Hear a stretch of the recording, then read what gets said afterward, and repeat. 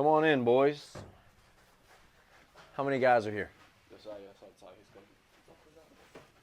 6. All right, everybody grab a pen. You guys fill these out. Now look, we're going to talk through them while you're writing, so you got to multitask, all right?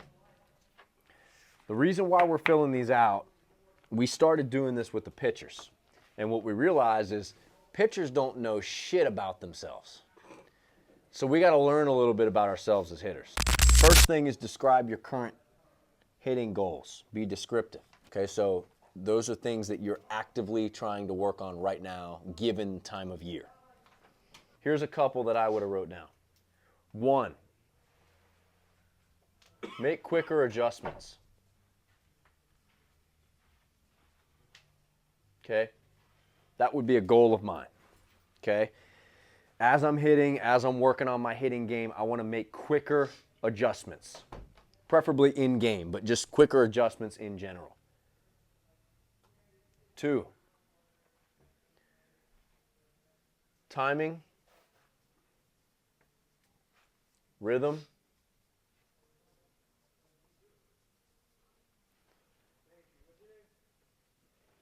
in sync.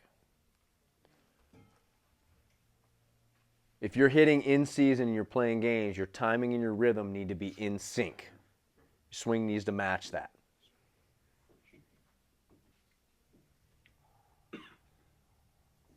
Third one, get up to game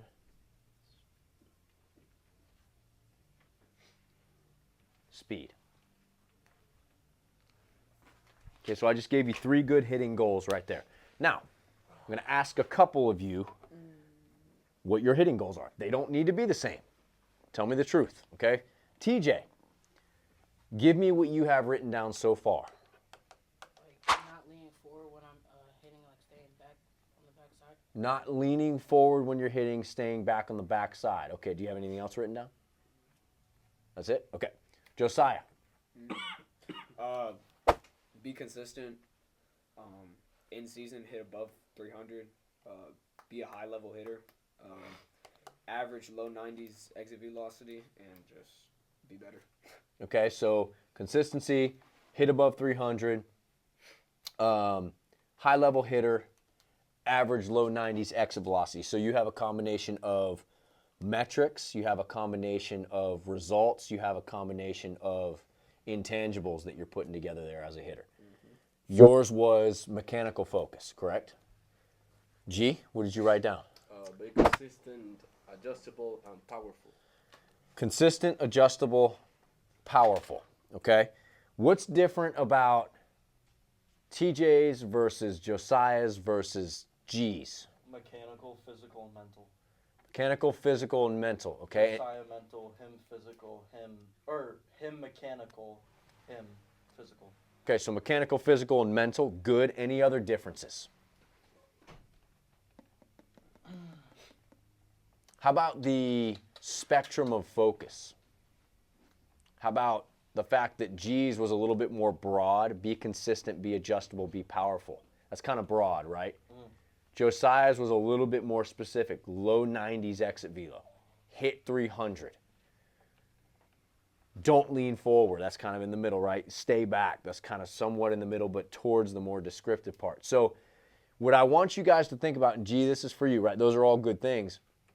When you're creating goals, pick out a few things that are very descriptive that are going to help you with the broad things. Okay, so if you want to be more powerful, what's 3 things you could do to be more powerful? Anybody can answer this. Lift heavier. Lifting, just continue lifting in the season. Okay, so that's 1. More explosive. Be more explosive. That kind of goes together. Master your forward move. Master the forward move. Okay, so master part of your sequence. I got one that kind of goes with that hasn't been said yet. Rhythm. Nope. Fast speed. Be more efficient. Be more efficient, you'll be able to exploit your power. Exploit's probably not the right word. You'll be able to use your power. Does that make sense? Yeah. Okay, be more consistent. How do you be more consistent? What's 3 ways you can be more consistent? Improve your contact ability. Okay? Harder. Work harder, too broad. Improve your contact rate. Yes, I agree with that. Quality of contact. Okay? How? It's a way we can work on that. Hitting more. Just, I mean, it's kind of broad, but just if you hit more. More you're reps. consistent. Okay, more reps. I agree. It's another way. It's a way you can focus on finding that fat part of the bat, Lewis. Keep your eye on the ball. Okay, focus on sight. Focus on what you see. See the ball well. Me and TJ were talking about this. Focus on timing, right? Get the timing to match so that what you're actually trying to do is what you end up doing. Okay, so these are ways where you can take those broad things and actually put them into play. Does that make sense? So I don't want you guys to change your answers. Okay, but this is kind of like the next time we do this, because we'll do this again down the road, your answers may change. What you write down may change. Okay, question number 2. What type of hitter are you? Okay, now I put them into categories because I know that I was going to get like 27 different answers right here. Okay, so I broke them down into contact and table setters. All right, you're a guy who makes good contact, solid contact. You have good barrel rates, and you get on base and you set the table for runs to be produced.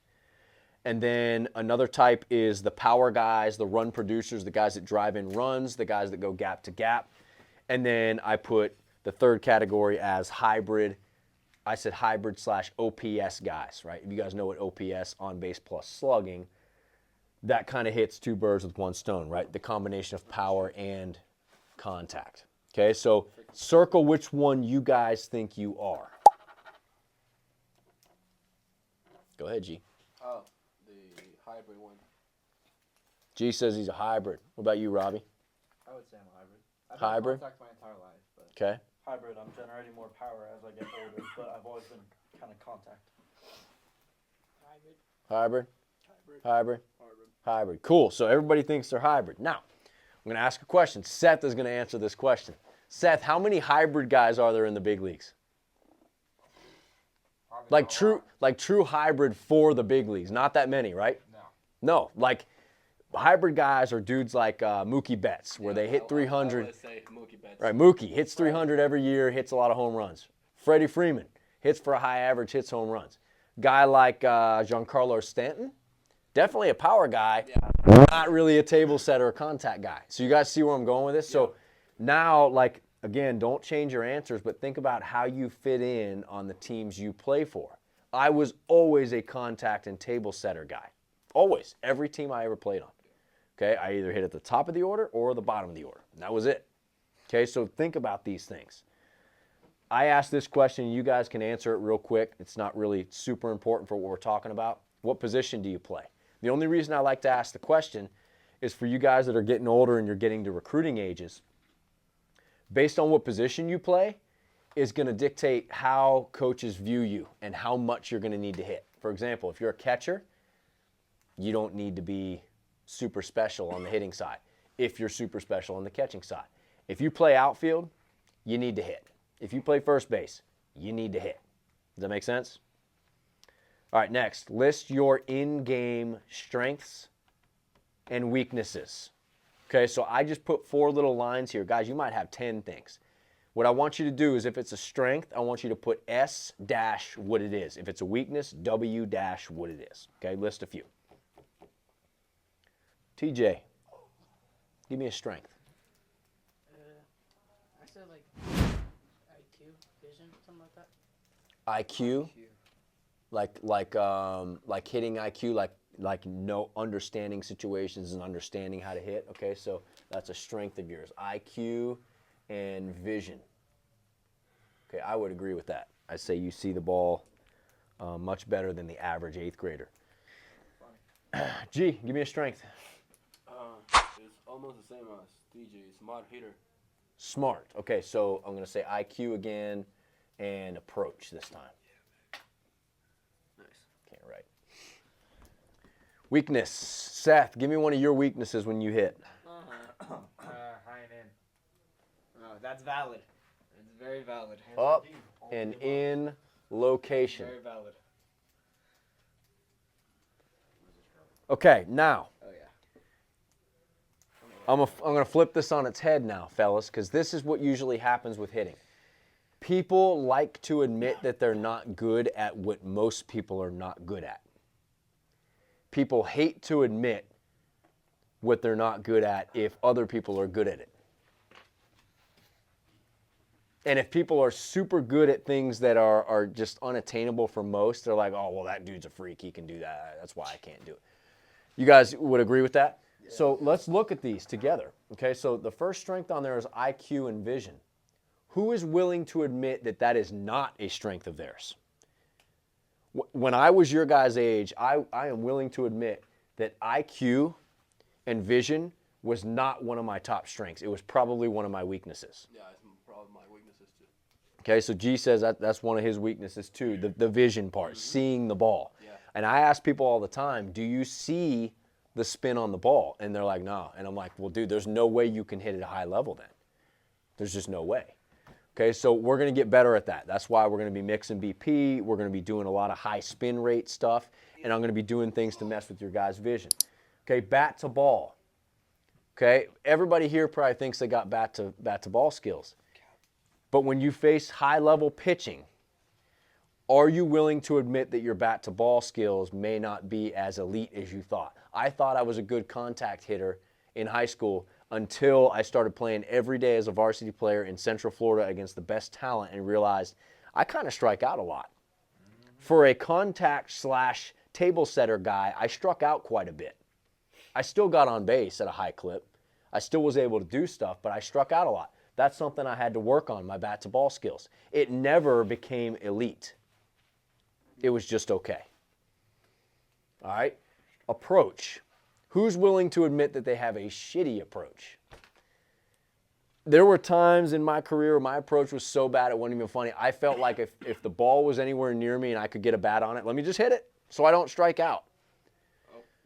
Well, dude, the whole point is don't get out. Like, the game doesn't care if you ground out to short or if you strike out. Yeah. Okay, so swing decisions come into play here. Okay, nobody really said anything about swing decisions. We'll get into that stuff. Flip the script. High velo. We all suck at high velo. Yeah. I'm going to tell you that right now. Because if any of you face Paul Skeens right now, you're all going to be done. I'm guessing. You're guessing. Smart man. Better guess fastball. We had Matt in here, Matt Pirch in here the other day throwing, and he was blowing some cheese, right, G? Were you the only one in here that faced him? Yeah, I think so. Dude, I wanted to face him. He was up to 90, 95. Yeah, he was 95. sitting 92, 93. And He's lengthy as hell. here's the kicker, guys. Never He's timed tall. his motion up. He's tall. There are players in high school, players, plural, who throw that hard. Yeah, facts. Yeah. Okay? There are guys on every college team that throw that hard, even at the D3 level. And there are certainly guys in the professional ranks that throw that hard. So that's a weakness of most guys that we're trying to develop. You guys are 14, 15, 16. G, you're the oldest guy here. We have to develop that skill. Okay? So we'll do that in here. We'll play around with stuff to try to develop that skill.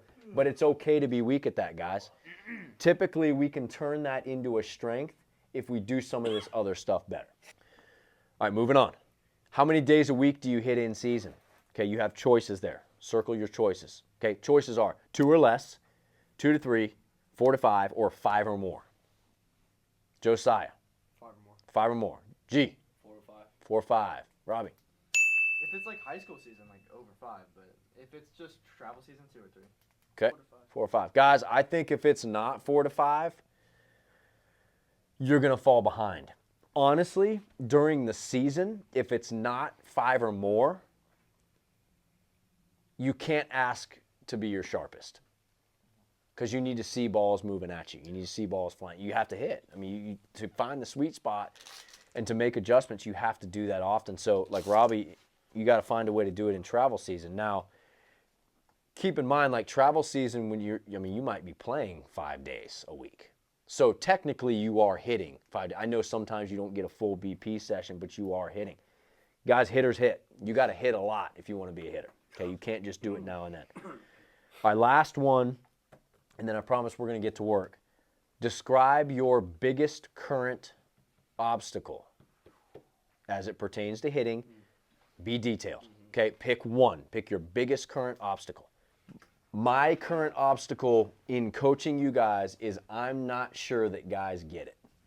They get 50%. Good. So as opposed to people just not listening, because that is the case sometimes, there are times where guys listen, but they're hesitant to ask or inquire or prod further to further get it. Okay, that's true too. The other thing, guys, is I don't think you get where this hitting thing is headed.